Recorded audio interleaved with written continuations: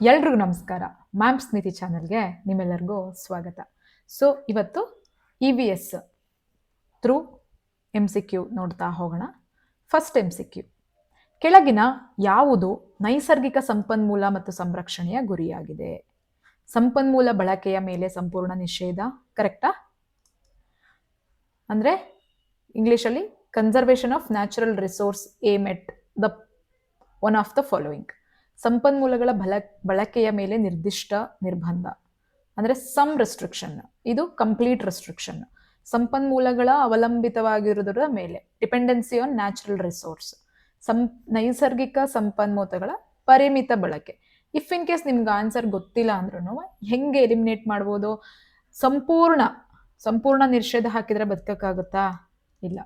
But some restriction question ಸ್ವಲ್ಪ ನಿಮಗೆ ಎಲ್ಲೋ ಒಂದ್ ಕಡೆ ಇರಬಹುದು ಅನ್ಸುತ್ತೆ. ನೈಸರ್ಗಿಕ ಸಂಪನ್ಮೂಲಗಳ ಅವಲಂಬಿತವಾಗಿದ್ರೆ ಇದು ತಪ್ಪು ಅಂತ ಗೊತ್ತಾಗುತ್ತೆ ಇವೆರಡು. ಬಟ್ B and D ಅಥವಾ 2 and 4 ರ್ಯಾಷನಲ್ ಯೂಸ್ ಇಂಪಾರ್ಟೆಂಟಾ ಅಥವಾ some restriction? Any day rational use ಅಥವಾ ಪರಿಮಿತವಾದ ಬಳಕೆ ಅಂತ ಬಂದಾಗ ಅದು ಅಪ್ರೋಪ್ರಿಯೇಟ್ ಆನ್ಸರು ಅನ್ಸುತ್ತೆ. ಸೊ ಹಾಗಾಗಿ ಇದಕ್ಕೆ ಆನ್ಸರು ನೈಸರ್ಗಿಕ ಸಂಪನ್ಮೂಲಗಳ ಪರಿಮಿತ ಮಿತ ಬಳಕೆ.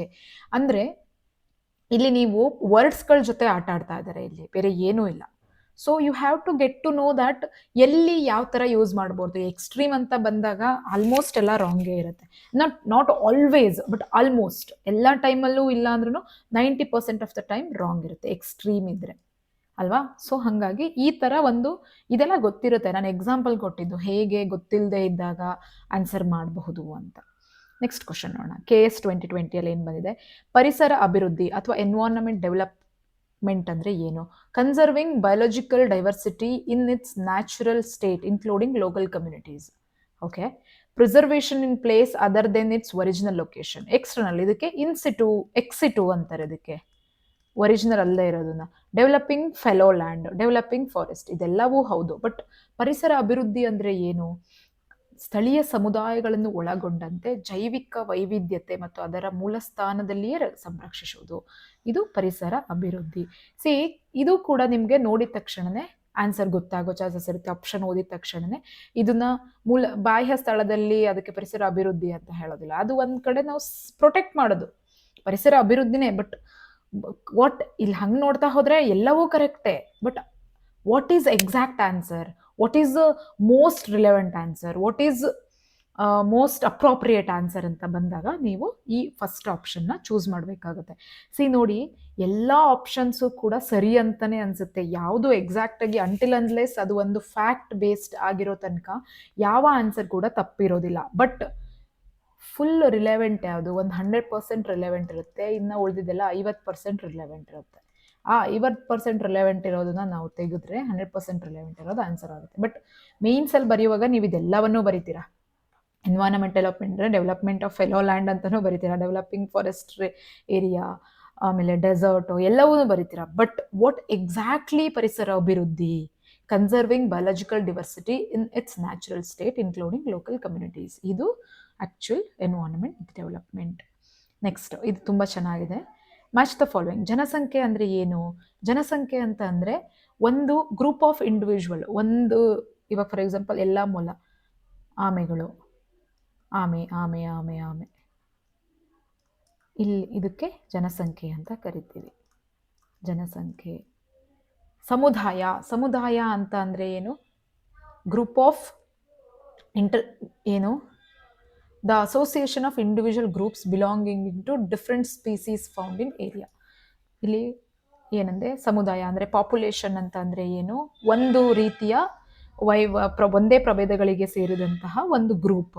ಕಮ್ಯುನಿಟಿ ಅಂತಂದರೆ ಬೇರೆ ಬೇರೆ, ಆಮೆ, ಮೊಲ, ಈ ಥರ ಮೊಲ, ಕುರಿ, ದನ, ಪಕ್ಷಿಗಳು, ಯಾವ್ದಾದ್ರು ಒಂದು ಪಕ್ಷಿ, ಇವೆಲ್ಲ ಸೇರಿ ಆಗುತ್ತಲ್ಲ ಅದು community. Next biological environment. Biological environment ಅಂದರೆ interaction between organism and their physical environment, ಅಂದರೆ ಜೀವಿಗಳು ಮತ್ತು ಅವುಗಳ ಭೌತಿಕ ಪರಿಸರದ ಪರಸ್ಪರ ಒಡನಾಟ. ದೆನ್ ಬಯಾಲಜಿಕಲ್ ಎಕೋಸ್ಫಿಯರ್ ಅಂದರೆ ಜಗತ್ತಿನ ಎಲ್ಲ ಜೀವಿ ಪರಿಸರಗಳ ವ್ಯವಸ್ಥೆಯನ್ನು ಒಳಗೊಂಡಿರೋ ಒಂದು ಜಾಗ. ನಾನು ಬಯೋಸ್ಫಿಯರ್ ಅಂದರೆ ಏನಂತ ಅವತ್ತು ಹೇಳಿದೆ. ಈ ಜಾಗ ಹೈಡ್ರೋಸ್ಫಿಯರು, ಲಿಥೋಸ್ಫಿಯರು ಮತ್ತು ಅಟ್ಮಾಸ್ಫಿಯರ್, ಇವು ಮೂರು ಒಂದು ಕಡೆ ಆಗುವಂತಹ ಜಾಗ ಕಂಪ್ಲೀಟ್ ಎಕೋಸಿಸ್ಟಮ್. ಇಲ್ಲೆಲ್ಲ ಎಕೋಸಿಸ್ಟಮ್ ಇಲ್ಲೇ ಇರುತ್ತದೆ, ಅದಕ್ಕೆ ಬಯೋಸ್ಪಿಯರ್ ಅಂತ ಕರಿತೀವಿ. ಇದು KS 2020 ಎಕ್ಸಾಮ್. ಇದು ಈಸಿ, ಇಂಥ ಕ್ವಶನ್ಸ್ ಎಲ್ಲ ಈಸಿ ಇರುತ್ತೆ, ನೋಡಕ್ ಡಿಫಿಕಲ್ಟ್ ಅಂತ ಕಾಣುತ್ತೆ ಬಟ್ ಇದು ಈಸಿ. SSC 2024 ಅಲ್ಲಿ ಏನು ಕೇಳಿದ್ದಾರೆ, ಒಂದು ನಿರ್ದಿಷ್ಟ ಪ್ರದೇಶದಲ್ಲಿ ಒಂದೇ ಪ್ರಭೇದದ ಜೀವಿಗಳು, ನಾನು ಇವಾಗ ತಾನೇ ಹೇಳಿದೆ, ಒಂದೇ ಪ್ರಭೇದ ಅಂತ ಬಂದ್ರೆ ಅದು ಜೀವ ಸಂದಣಿ ಆಗುತ್ತೆ. ಮೋರ್ ದೆನ್ ಒನ್ ಪ್ರಭೇದ ಅಂದ್ರೆ more than one type of species ಇದ್ರೆ ಅದಕ್ಕೆ ಕಮ್ಯುನಿಟಿ ಅಂತ ಕರಿತೀವಿ. ಜೀವಸಂದಣಿ ನಾನು ಆಲ್ರೆಡಿ ಹೇಳಿದೆ. ಒಂದು ಪ್ರದೇಶ ತಗೊಂಡ್ರೆ ಒಂದೇ ರೀತಿಯ ಪ್ರಭೇದ, ಹ್ಯೂಮನ್, ಈಗ ನಾವೆಲ್ಲ ಒಂದಿದ್ರ ಕಡೆ ಇರ್ತೀವಲ್ಲ ಹ್ಯೂಮನ್ಸ್, ಇದಕ್ಕೆ ಜನಸಂಖ್ಯೆ ಅಂತ ಕರಿತೀವಿ. ಜನಸಂಖ್ಯೆ ಅಥವಾ ಪಾಪ್ಯುಲೇಷನ್. ಎಲ್ಲ ಜಿಂಕೆಗಳು ಒಂದೇ ಕಡೆ ಇದ್ದಾವೆ, ಇದು ಜನಸಂಖ್ಯೆ. ಯೂಶಲಿ ಜನಸಂಖ್ಯೆ ಅಂದರೆ ಜನರುಗಳು ಮಾತ್ರ ಅಂತೀವಿ. ಪಾಪ್ಯುಲೇಷನ್ ಫಾರ್ ಎವ್ರಿ ಡಿಫ್ರೆಂಟ್ ಸ್ಪೀಸೀಸ್ಗೂ ಪಾಪ್ಯುಲೇಷನ್ ಇರುತ್ತೆ, but usually we consider population ಅಂತಂದರೆ ಜನಸಂದಣಿ ಅಥವಾ ಜನ ಅಂತ ಕನ್ಸಿಡರ್ ಮಾಡ್ತೀವಿ. Then comes community. ಕಮ್ಯುನಿಟಿ ಅಂದರೆ ಏನು, ಜಿಂಕೆ, ಮೊಲ, ಆನೆ, ಹಾವು ಇತ್ಯಾದಿಗಳು, ಎಲ್ಲ ರೀತಿಯ ಪ್ರಭೇದಗಳು ಒಂದೇ ಪ್ಲೇಸಲ್ಲಿ ಇರುವಂಥದ್ದು. ಒಂದೇ ಪ್ಲೇಸ್, ಹಿಂಗೆ ಆನೆ ಇಲ್ಲಿರುತ್ತೆ, ಇಲ್ಲಿರುತ್ತೆ, ಬಟ್ ಈ ಒಂದು ಕಮ್ಯುನಿಟಿಗೆ, ಇದೊಂದು ಪ್ಲೇಸಿಗೆ ಕಮ್ಯುನಿಟಿ ಅಂತ ಕರಿತೀವಿ. Different types of population living in single place. ವಿವಿಧ ಪ್ರಭೇದಗಳ ಜೀವಿಗಳು ಒಂದು ಪ್ರದೇಶದಲ್ಲಿ ವಾಸಿಸುವುದಕ್ಕೆ ಕಮ್ಯುನಿಟಿ ಅಂತ ಕರಿತೀವಿ. ನೋಡಿ, ಇಲ್ಲಿ ಕರಡಿ ಇದೆ, ಹಕ್ಕಿಗಳಿದೆ, ಅಳಿಲು ಇದೆ, ಜಿಂಕೆ ಇದೆ, ಕಡವೆ ಇದೆ, ಇಲ್ಲಿ ಆನೆ ಇದೆ, ಜಿರಾಫೆ ಇದೆ, ಚಿರತೆ ಇದೆ, ಹುಲಿ, ಸಿಂಹಗಳಿದಾವೆ. ಇವೆಲ್ಲ ಒಂದೇ ಕಡೆ ಇರೋದಿಲ್ಲ, ಬಟ್ ನಾನು ಹೇಳ್ತಾ ಇರೋದು ನಿಮ್ಗೆ ಅರ್ಥ ಆಗ್ತಿದೆ ಅಲ್ಲ. ದೆನ್ UGC ನೆಟ್ಟಲ್ಲಿ ಕೇಳಿದಂತಹ ಒಂದು ಕ್ವಶನ್ ಏನಂದರೆ, permafrost is a characteristic of which of the following biomes.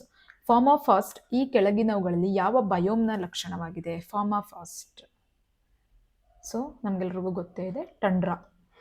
ಫಾರ್ಮಾಫಾಸ್ಟ್ ಅಂದರೆ ಏನು, ಅದು ನೀವು ಹೋಮ್ವರ್ಕ್ ನೋಡ್ಕೊಳ್ಳಿ ಹೋಗಿ. It is related to ice ಅಂತ ನಾನು ನಿಮಗೆ ಹಿಂಟ್ ಕೊಡ್ತೀನಿ. Next boreal biome. Boreal biome ಅಂತಂದರೆ ನೀಳವಾದ, ಫಾರ್ ಎಕ್ಸಾಂಪಲ್ ಟ್ರೀಸ್ ಹಿಂಗಿರುತ್ತೆ, ಎಲೆಗಳು ಹಿಂಗೆ ಇರುತ್ತೆ ಚಿಕ್ಕದಾಗಿ, ಇಷ್ಟು ಅಂದರೆ ಹಿಂಗೆ ಮರ ಇದ್ದರೆ ಹಿಂಗೆ ಎಲೆಗಳು ಸಣ್ಣದು, ಇದಕ್ಕೆ ಬೋರಿಯಲ್ ಟ್ರೀ ಅಂತ ಕರಿತೀವಿ. ಇದು ಎಲ್ಲಿ ಬರುತ್ತೆ? Taiga biome. ಇವೆಲ್ಲ ನಾವು ನೆಕ್ಸ್ಟ್ ಒಂದು ಬಯೋಮ್ಸ್ದು 10 ಟೈಪ್ಸ್ ಆಫ್ ಬಯೋಮ್ಸ್ ಇದೆಯಲ್ಲ, ಆ ಬಯೋಮ್ನ ನೋಡುವಾಗ 1 by 1 ನೋಡ್ತಾ ಹೋಗೋಣ. ಬಯೋಮ್ ಅಂತಂದರೆ ಹಲವು ಸಮುದಾಯಗಳು ಒಂದೇ ಕಡೆ ಇರುವಂಥದ್ದು, ವಿಭಿನ್ನ ಸಸ್ಯ ಸಂಕುಲ. ಬಟ್ ಅದರಲ್ಲಿ ಇನ್ನೊಂದಿದೆ, ಇಲ್ಲಿ ತುಂಬ ರೀತಿಯ ಪ್ರಾಣಿ ಪಕ್ಷಿಗಳಿರಬಹುದು, ಬಟ್ ಆದರೆ ವೆದರ್ ಅಲ್ಲ, ಕ್ಲೈಮೇಟ್ ಸೇಮ್ ಇರುತ್ತೆ, ಕ್ಲೈಮೇಟ್ ಒಂದೇ ಆಗಿರುತ್ತೆ. ಆ ಕ್ಲೈಮೇಟಲ್ಲಿ ಯಾವ ಪಕ್ಷಿಗಳಿಗೆ, ಪ್ರಾಣಿಗಳಿಗೆ ಮತ್ತು ಸಸ್ಯಗಳಿಗೆ ಹೋಲ್ಡ್ಸ್ ಗುಡ್ ಆಗುತ್ತೆ, ಆ ಒಂದು ಸಮೂಹವನ್ನು ಬಯೋಮ್ ಅಂತ ಕರಿತೀವಿ. Biome 1 by 1 biome. ನೋಡಿ, ರೈನ್ ಫಾರೆಸ್ಟ್ ಅನ್ನೋದು 1 ಬಯೋಮ್. ಅಂದರೆ ಅಲ್ಲಿ 24 ಗಂಟೆ ಅಂದರೆ ಪ್ರತಿ ವರ್ಷವಿಡೀ ಮಳೆ ಬರ್ತಾ ಇರುತ್ತೆ. ಅಲ್ಲಿ ಉದ್ದವಾದ, ನೀಳವಾದ ನಿತ್ಯ ಹರಿದ್ವರ್ಣಗಳಿರುತ್ತೆ. ಮತ್ತು ಅಲ್ಲಿ ಕೆಲವು ಸ್ಪೀಸೀಸ್ ಬರುತ್ತೆ. ಫಾರ್ ಎಕ್ಸಾಂಪಲ್ ಯಾವುದು, ಆನೆ ಆಗಿರ್ಬೋದು, ಎಸ್ಯಾಟಿಕ್ ಎನಿಮಲ್ ಆಗಿರ್ಬೋದು, ಲೆಪರ್ಡ್ ಇರೋದಿಲ್ಲ, ಹುಲಿ ಇಂಥದ್ದು, ಮತ್ತು ನೀಲಗಿರಿ ಥಾರ್, ಈ ಥರ ಟೈಪ್ಸು. ಮತ್ತು ಟೆಂಪ್ರೇಟಲ್ಲಿ ಮರಗಳು ಸ್ವಲ್ಪ ರೈನಿ ಫಾರೆಸ್ಟ್ಗಿಂತ ಸಣ್ಣದಿರುತ್ತೆ, ಕಮ್ಮಿ ಇರುತ್ತೆ. ಮತ್ತು ಟೈಗಾ ನಾವು ನೋಡಿದ್ವಿ, ಟೈಗಾ. ಆಮೇಲೆ ಡೆಸರ್ಟಲ್ಲಿ ಯೂಶಲಿ ಯಾವುದಿರುತ್ತೆ, ಒಂಟೆ ಇರುತ್ತೆ, ಕ್ಯಾಮಲ್. ಮತ್ತು ಗ್ರೇಟ್ ಇಂಡಿಯನ್ ಬಸ್ಟರ್ಡ್ ಇರುತ್ತೆ. ಗ್ರಾಸ್ಲ್ಯಾಂಡಲ್ಲಿ ಯೂಶುವಲಿ ಯಾವುದು, ಜಿಂಕೆ ಇರಬಹುದು, ಅಥವಾ ಸ್ಟ್ಯಾಗ್ ಇರಬಹುದು, ಅಥವಾ ಲೆಪರ್ಡ್ ಇಂಥದ್ದೆಲ್ಲ ಇರುತ್ತೆ. Savanna again 1 type of grassland. ಟಂಡ್ರಾದಲ್ಲಿ ಹಿಮ, ಕರಡಿ, ಈಲ್. ಫ್ರೆಶ್ ವಾಟರಲ್ಲಿ ಫ್ರೆಶ್ ಏನಿರುತ್ತೆ, ಕೋರಲ್ ಇರಬಹುದು, ಅಥವಾ varieties of fishes. And marine animals. So ಹೀಗೆ ಬಯೋಮ್ ಅಂದರೆ ವಿಭಿನ್ನವಾದ ಸಸ್ಯ ಮತ್ತು ಪ್ರಾಣಿ ಸಂಕುಲಗಳು ಒಂದು ಪರ್ಟಿಕ್ಯುಲರ್ ಕ್ಲೈಮೇಟ್ ಝೋನಲ್ಲಿ ಇರುವಂಥದ್ದು. ಒಂದು ಪರ್ಟಿಕ್ಯುಲರ್ ಕ್ಲೈಮೇಟ್ ಝೋನ್ ಅನ್ನೋದು ಇಲ್ಲಿ ಕೀವರ್ಡ್. ನೋಡಿ, ಕ್ಲೈಮೇಟ್ ಝೋನ್. ಓಕೆನಾ? ಇದನ್ನು ನೋಡಿ, taiga, tundra, grassland, desert. So ಈ ಟೈಗಾ ಅನ್ನೋದು 50 to 60 north degree north and ಸೌತಲ್ಲಿ ಇರುತ್ತೆ. And then tundra it's a sub arctic boreal, ನಾವು ಆಲ್ರೆಡಿ ನೋಡಿದ್ವಿ ಬೋರಿಯಲ್ ಫಾರೆಸ್ಟ್. ಗ್ರಾಸ್ಲ್ಯಾಂಡಲ್ಲಿ 2 ಟೈಪ್ ಇದೆ, ಟೆಂಪ್ರೇಟ್ ಆ್ಯಂಡ್ ಟ್ರಾಪಿಕಲ್. ಇದನ್ನ ನಾವು ಯೂಶುವಲಿ ಜಿಯೋಗ್ರಫಿ ನೋಡುವಾಗ ಹೇಳ್ತೀವಿ ಈ ಚಾಪ್ಟರ್ನ, ಬಟ್ ಇಲ್ಲಿ ಎನ್ವೈರನ್ಮೆಂಟಲ್ಗೆ ಎಷ್ಟು ಬೇಕೋ ಅಷ್ಟು ನೋಡ್ತಾ ಹೋಗೋಣ. ದೆನ್ ಕಮ್ಸ್ ಡೆಸರ್ಟಲ್ಲೂ ಕೂಡ ಟ್ರಾಪಿಕ್ ಆಫ್ ಕ್ಯಾನ್ಸರ್ ಮತ್ತು ಟ್ರಾಪಿಕ್ ಆಫ್ ಕ್ಯಾಪ್ರಿಕಾನ್ ಮಧ್ಯ ಇರುವಂತಹ, ಆ ಲ್ಯಾಟಿಟ್ಯೂಡ್ ಮಧ್ಯದಲ್ಲಿ ಬರುವಂತಹ ಒಂದು ಪ್ರದೇಶ. ಯೂಶುವಲಿ ಇಲ್ಲಿ ಏನಿರುತ್ತೆ, ಹೀಟ್ ಜಾಸ್ತಿ ಇರುತ್ತೆ, ಮಳೆ ಕಮ್ಮಿ ಇರುತ್ತೆ. ಫರ್ಮಾಫಾಸ್ಟ್ ನಾನು ಆಲ್ರೆಡಿ ಒಂದು ಕಡೆ ಹೇಳಿದ್ದೆ. The soil tundra may remain perennial frozen, that state is referred as permafrost. Frozen ice related ಅಂತ ಹೇಳಿದ್ದೆ. ಒಂದು ಮಣ್ಣು ಫ್ರೋಸನ್ ಟೈಪಲ್ಲಿ ಇರುವಂತಹದ್ದು ಫರ್ಮಾಫ್ರಾಸ್ಟ್, ಅದು ಟಂಡ್ರಾದಲ್ಲಿರುತ್ತೆ. ನಿಮಗೆ ಇದು ನೆಕ್ಸ್ಟ್ ಎಕ್ಸಾಮಲ್ಲಿ ಬರಬಹುದು, ಅಲ್ಲಿ SSCಯಲ್ಲಿ ಕೇಳಿದರೆ ಅಂದರೆ ಇಲ್ಲಿ PSIಯಲ್ಲಿ ಕೇಳೋ ಚಾನ್ಸಸ್ ಇರುತ್ತೆ. So you have to remember this. ಈಗ ಅರ್ಥ ಆಗ್ತಿದೆ ಅಲ್ಲ, PYQs ನೋಡಿ ಇದನ್ನು ಮಾಡೋದ್ರಿಂದ ಹೆಂಗೆ ನೆನ್ಪಿಟ್ಕೊಬಹುದು. ಈಗ ನಾನು ಪ್ರಿವಿಯಸ್ಲಿ ನಿಮಗೆ ಗೊತ್ತು, ನಾನು ವಿತೌಟ್ PYQs ಮಾಡ್ತಾ ಇದ್ದೆ. ಸೊ ನಿಮ್ಗೆ ಅರ್ಥ ಆಗ್ತಿರ್ಲಿಲ್ಲ ಈ ಚಾಪ್ಟರ್ ಯಾಕೆ important, why I have to study this ಅನ್ನೋದು ನಿಮಗೆ ಗೊತ್ತಿರಲಿಲ್ಲ. ಬಟ್ ನೌ ಯುವರ್ ಅಂಡರ್ಸ್ಟ್ಯಾಂಡಿಂಗ್ ಅಲ್ವಾ, ಇದು ಯಾಕೆ ಮ್ಯಾಮ್ ಇದನ್ನೇ ಯಾಕೆ ಓದಿ ಅಂತ ಹೇಳ್ತಿದ್ದಾರೆ ಅಂತ ಅಂದ್ಬಿಟ್ಟು. You got it right? Okay. See, ಪರಿಸರ ವ್ಯವಸ್ಥೆಗಳು ಮತ್ತು ಬಯೋಮ್ಗಳು ನೋಡಿ, ನಾನು ಇಂಗ್ಲೀಷ್ ಸ್ಕ್ರಿಪ್ಟ್ ಇಟ್ಕೊತೀನಿ, ಬಟ್ ಕನ್ನಡದಲ್ಲಿ ಎಕ್ಸ್ಪ್ಲೇನ್ ಮಾಡ್ತೀನಿ. ನಿಮಗೆ ಈ PDF ಕೊಟ್ಟಾಗ ದಯವಿಟ್ಟು go through it once, because ಪ್ರತಿಯೊಂದನ್ನು ಕನ್ನಡದಲ್ಲಿ ನಾನು ಸ್ಪಷ್ಟವಾಗಿರೋ ಆ ಟೆಕ್ನಿಕಲ್ ವರ್ಡ್ಸ್ನ ಎಕ್ಸ್ಪ್ಲೇನ್ ಮಾಡೋಕ್ಕಾಗೋದಿಲ್ಲ, ಬಿಕಾಸ್ ನಂದು ಕನ್ನಡ ಮೀಡಿಯಂ ಅಲ್ಲ. ಬಟ್ ನಾನು ನಿಮಗೆ ಅರ್ಥ ಆಗೋ ರೀತಿ ನಾನು ಕನ್ನಡದಲ್ಲಿ ಎಕ್ಸ್ಪ್ಲೇನ್ ಮಾಡಿಕೊಡ್ತೀನಿ. ಹುಲ್ಲುಗಾವಲು ಹೇಳಿದ್ವಿ.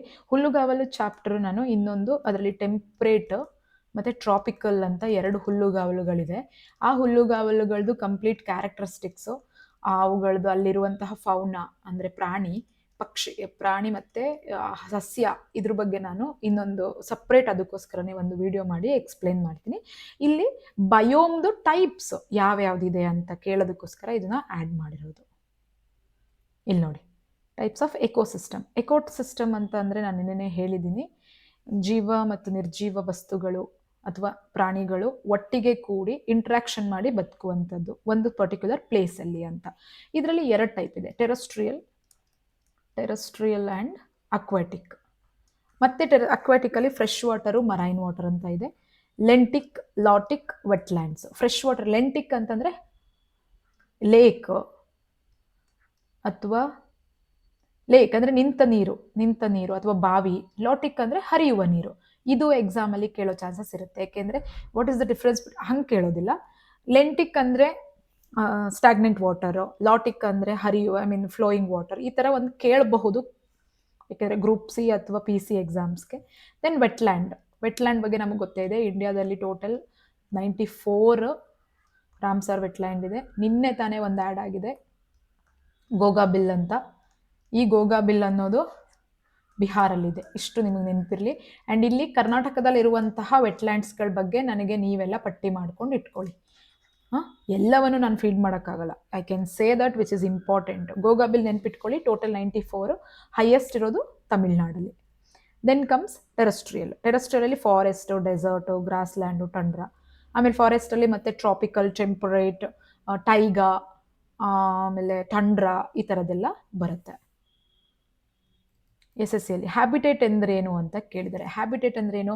Properties of living things. ಪ್ರಾಪರ್ಟಿನ ಹ್ಯಾಬಿಟೇಟ್ ಅಂದರೆ relationship of living things. Habitat ಅಂದರೆ ಹ್ಯಾಬಿಟೇಟ್ ಆಫ್ ಲಿವಿಂಗ್ ಥಿಂಗ್ಸ್ ಅಂದರೆ ಜೀವಿಗಳ ವಾಸಸ್ಥಾನ. It's very easy question. Compatibility, organism habitat ಅಂತಂದರೆ ಏನು ಅಂದರೆ ಮನೆ, house, home is a habitat. Village ಅಂತ ತಗೊಳ್ಳಿ, ವಿಲೇಜ್ ಇಸ್ ಅ ಹ್ಯಾಬಿಟೇಟ್. ಅಥವಾ ಗ್ರಾಸ್ಲ್ಯಾಂಡೆಡ್ ಹ್ಯಾಬಿಟೇಟ್ ಫಾರ್ ಸ್ಟ್ಯಾಗ್ ಅಥವಾ ಡಿಯರ್, ಈ ಥರ. ಅಂದರೆ ನಾವು ವಾಸಿಸುವಂಥ ಸ್ಥಳಕ್ಕೆ ಹ್ಯಾಬಿಟೇಟ್ ಅಂತ ಕರಿತೀವಿ. ಇದು ಬಿಹಾರ್ PSCಯಲ್ಲಿ ಏನು ಕೇಳಿದ್ದಾರೆ, the actual location or place where organism live is called habitat. ಇಲ್ಲಿ ಕನ್ಫ್ಯೂಸ್ ಆಗಿಬಿಡ್ತೀರಾ ನಿಶ್ಚಯ ಅಂತ. ನಿಶ್ಚಯ ಅಂದರೆ ಪರ್ಟಿಕ್ಯುಲರ್ ಏನು ರೋಲ್ ಆಫ್ ದಟ್ ಪರ್ಟಿಕ್ಯುಲರ್ ಇದು. ಇವಾಗ ಫಾರ್ ಎಕ್ಸಾಂಪಲ್ ಇಲ್ಲಿ ನಾವು ಉಳ್ಕೋತೀವಲ್ಲ, ಅದಕ್ಕೆ ಹ್ಯಾಬಿಟೇಟ್ ಅಂತ ಕರಿತೀವಿ. ಈಗ ಫಾರ್ ಎಕ್ಸಾಂಪಲ್ ಕನ್ಸಿಡರ್, ಇದು ನಮ್ಮ ಮನೆನಾ, ಇಲ್ಲಿ ಬೆಡ್ರೂಮ್, ಇಲ್ಲಿ ಕಿಚನ್, ಇಲ್ಲಿ ಹಾಲ್. ಇದು ಕಂಪ್ಲೀಟ್ ತಗೊಳ್ಳಿ ಹ್ಯಾಬಿಟೇಟ್ ಅಂತ. ಹ್ಯಾಬಿಟೇಟ್. ಈ ಕಿಚನಲ್ಲಿ ನಾನು ಏನು ಮಾಡ್ತೀನಿ, ಊಟ ಮಾಡ್ತೀನಿ, ಊಟ. So this is a niche for my food. That is the difference I am explaining. ಯಾಕೆ ನಿಶೆ ಅಲ್ಲ, ಇಲ್ಲಿ ನಾನು ಮಲ್ಕೋತೀನಿ ಬೆಡ್ರೂಮಲ್ಲಿ, it's a sleeping, that is my niche. And I talk here, this is one more niche. ಈ ಒಂದು ಹ್ಯಾಬಿಟೇಟಲ್ಲಿ ನಿಶ್ಚಯಗಳು ಡಿಫ್ರೆಂಟ್ ಆಗಬಹುದು. That is the difference between ನಿಶ್ಚಯ ಆ್ಯಂಡ್ ಹ್ಯಾಬಿಟೇಟ್. ಓಕೆನಾ? Habitat where the place organism makes its home, environment ಕಂಡೀಷನ್ಗೋಸ್ಕರ. ನಾನು ಏನಲ್ಲಿ ಎಕ್ಸ್ಪ್ಲೇನ್ ಮಾಡಿದೆ ಅದೇ ಇಲ್ಲಿದೆ, you have to read it. ಮತ್ತು ಇನ್ನೊಂದೇನೆಂದರೆ, ಫಾರ್ ಎಕ್ಸಾಂಪಲ್ ಈಗ ಸಂಪನ್ಮೂಲಗಳ ಈಗ for example number of population ಈಗ ಇಂಡಿಯಾದಲ್ಲಿ 140 crores ಇದೆ. 140 crores ಮುಂದೆ ದೊಡ್ಡ ಮನೆಗಳಿತ್ತು ಮುಂಚೆ, ಇವಾಗ ಮನೆಗಳು ಚಿಕ್ಕದಾಗಿದೆ. ಯಾಕಂತಂದರೆ we can't offer a site ದೊಡ್ಡ ಮನೆಗಳಿಗೆ. ಸೊ ಸಂಪನ್ಮೂಲಗಳ ಲಭ್ಯತೆ ಕಡಿಮೆ ಆಗುತ್ತದೆ.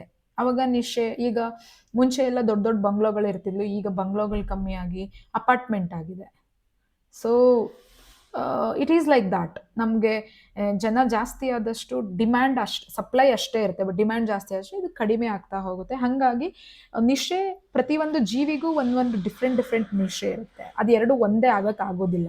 ಬಟ್ ಸ್ವಲ್ಪ ಅಡ್ಜಸ್ಟ್ ಮಾಡಿಕೊಂಡು ವಿಸ್ತಾರವನ್ನು ಮಾಡ್ಬೋದು. ಸಂಪನ್ಮೂಲಗಳ ಲಭ್ಯತೆ ಕಡಿಮೆ ಆದಷ್ಟು ನಿಶೆ ವಿಸ್ತಾರ ಹೆಚ್ಚಾಗುತ್ತದೆ ಅಂತ ಕೊಟ್ಟಿದ್ದೀನಿ. ಇದು ಇಫ್ ಇನ್ ಕೇಸ್ ಅವ್ರೇನಾದರೂ ಇದೊಂದು ನೆನ್ಪಿಟ್ಕೊಳ್ಳಿ, ಹೆಚ್ಚಾಗುತ್ತದೆ ಅನ್ನೋದು. ಯಾಕಂತಂದರೆ ಸ್ಟೇಟ್ಮೆಂಟ್ ವೈಸ್ ಕ್ವಶನ್ಸ್ ಕೇಳ್ತಾ ಇದ್ದಾರೆ ಇತ್ತೀಚೆಗೆ. ಹಾಗೇನಾದರೂ ಕೇಳಿದರೆ ಈ ಇನ್ಫಾರ್ಮೇಷನ್ ನಿಮಗೆ ಇಂಪಾರ್ಟೆಂಟ್ ಆಗುತ್ತೆ. ಮತ್ತು ಇನ್ನೊಂದು ನೋಡಿ, 2 ಪ್ರಭೇದಗಳು ಒಂದೇ ಪರಿಸರದಲ್ಲಿ ವಾಸವಾಗಿದ್ದು ಒಂದು ಪ್ರಭೇದ ನಶಿಸಿದರೆ ಇನ್ನೊಂದು ಪ್ರಭೇದದ ಜೀವಿಯು ಜೀವ ಪರಿಸರ ಸ್ಥಾನ ವಿಸ್ತಾರವನ್ನು ಹೆಚ್ಚಿಸುತ್ತದೆ. ಇದನ್ನು ಸ್ಪರ್ಧೆಯ ಬಿಡುಗಡೆ ಅಂತ ಕರೀತಾರೆ. ಫಾರ್ ಎಕ್ಸಾಂಪಲ್ ಇಲ್ಲಿ ಒಂದು ಧೋಲೆ ಅಂತ ಒಂದು ಅನಿಮಲ್ ಇದೆ, ಇನ್ನೊಂದು ನೀಲಗಿರಿ ಥಾರ್ ಅಂತ ಇದೆ. ಇದೆರಡು ಒಂದೇ ಕಡೆ ಇರುತ್ತೆ. ಇವುಗಳಿದೆರಡು ನಿಶೆ ಆಲ್ಮೋಸ್ಟ್ ಸಿಮಿಲರ್ ಇರುತ್ತೆ. ನಿಶೆ ಅಥವಾ habitat, whatever you take. But ಅಲ್ಲಿ ದೋಲೆನ ಕಂಪ್ಲೀಟಾಗಿ ಎಲಿಮಿನೇಟ್ ಆಗುತ್ತೆ. ಅವಾಗ ಏನಾಗುತ್ತೆ, ಈ ನೀಲಗಿರಿ ತಾರ್ ಇರುತ್ತಲ್ಲ, ಇದ್ರದ್ದು ನಿಶೆ ಜಾಸ್ತಿ ಆಗುತ್ತೆ, ಬಿಕಾಸ್ ಈ ಒಂದು ಎನಿಮಲ್ಲೇ ಇರೋದಿಲ್ಲ. ಅದಕ್ಕೆ ಏನಂತಾರೆ ಅಂತಂದರೆ ಕಾಂಪಿಟೇಟಿವ್ ರಿಲೀಸ್ ಅಂತ ಕರೀತಾರೆ. Hope you understand what I meant competitive release ಅಂತ. ಪರಿಸರದ ಪ್ರಮುಖ ಸ್ಥಾನಗಳು ಯಾವ್ಯಾವುದು? ಹ್ಯಾಬಿಟೇಟ್ ನಿಶೆ, ಒಂದು ಎಲ್ಲಿ ಬದುಕುತ್ತೆ ಅನ್ನೋದು. ಧ್ರುವ ಕರಡಿ ಅಂದರೆ ಯಾವುದು?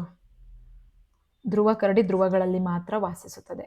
ಮತ್ತು ಫುಡ್ ನಿಶೆ, ನಾನು ನಿಮಗೆ ಮನೆ ತಗೊಂಡು ಎಕ್ಸ್ಪ್ಲೇನ್ ಮಾಡಿದೆ, ನೆನಪಿಲ್ವಾ? ಒಂದು ಜೀವಿ ಏನೇನು ತಿನ್ನುತ್ತದೆ, ಎಲ್ಲಿ ತಿನ್ನುತ್ತದೆ ಅನ್ನೋದ್ರದ್ದು ಆ ಒಂದು ನಿಶೆ, ಪ್ಲೇಸ್ಗೆ ನಿಶೆ ಅಂತ ಕರೀತಾರೆ. ಒಂದು ಜೀವಿ ಏನನ್ನು ತಿನ್ನುತ್ತದೆ ಅಥವಾ ವಿಘಟಿಸುತ್ತದೆ ಹಾಗೂ ಯಾವ ರೀತಿಯ ಆಹಾರ ಪೈಪೋಟಿ ನಡೆಸುತ್ತದೆ ಎಂಬುದನ್ನು ನಿರ್ಧರಿಸುತ್ತದೆ. ನೆಕ್ಸ್ಟು ರಿಪ್ರೊಡಕ್ಷನ್ ನಿಶೆ ಅಂದರೆ ಸಂತಾನ ಪ್ರತಿಕ್ರಿಯೆಯ ಜೀವಿ ಪರಿಸರ ಸ್ಥಾನ. ಈ ಜೀವಿಯು ಹೇಗೆ, ಯಾವಾಗ, ಯಾವ ಸ್ಥಳಗಳಲ್ಲಿ ಸಂತಾನ ಇದು ಮಾಡುತ್ತೆ ಅನ್ನೋದು. ಅದು ಆಲಿವ್ ರಿಡ್ಲಿ ನಮಗೆ ಗೊತ್ತೇ ಇದೆ. ಆಲಿವ್ ರಿಡ್ಲಿ ಆನೆಗಳು ಬಂದ್ಬಿಟ್ಟು ಸಮುದ್ರದ ತೀರ ಅಥವಾ ಸಾಗರದ ತೀರಗಳಲ್ಲಿ ರಿಪ್ರೊಡಕ್ಷನ್ ಮಾಡುತ್ತೆ. ಹೋಲ್ ಇಯರ್ ಅವು ಸಾಗರದ ಒಳಗಿರುತ್ತೆ, ಬಟ್ ರಿಪ್ರೊಡಕ್ಷನ್ ಟೈಮಲ್ಲಿ ಸಾಗರದ ದಡಕ್ಕೆ ಬರುತ್ತದೆ. ಸೇಮ್ ವಿತ್ ಪಕ್ಷಿಗಳು. ಕೆಲವು ಪಕ್ಷಿಗಳು ಹಾರಾಡ್ತಾ ಇರುತ್ತೆ, ಬಟ್ ರಿಪ್ರೊಡಕ್ಷನ್ ಟೈಮ್ ಬಂದಾಗ ಕೆಲವು ನದಿಯ ದಂಡೆಗಳಲ್ಲಿ ಗೂಡನ್ನು ಕಟ್ಕೊಂಡು ಅಲ್ಲಿ ರಿಪ್ರೊಡಕ್ಷನ್ ಮಾಡುತ್ತೆ. ಅದಕ್ಕೆ ರಿಪ್ರೊಡಕ್ಷನ್ ನೀಶ್ ಅಂತ ಕರೀತಾರೆ.